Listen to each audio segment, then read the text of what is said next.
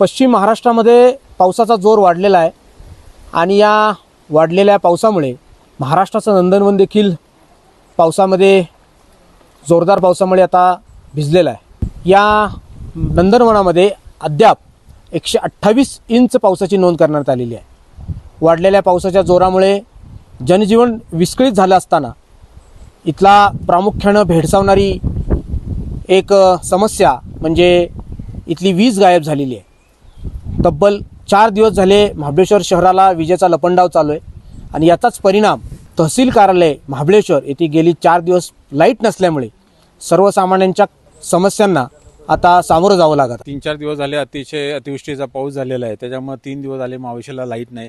ग्रामीण भागातून जी लोक येतात त्यांची सरकारी कार्यालयामध्ये कामच होत नाहीत कारण लाईटच नाही। तर या बाबतीत अतिशय दुर्दैवी घटना झालेली आहे। तर तरी याबाबत संदर्भात योग्य ते निर्णय झाला पाहिजे।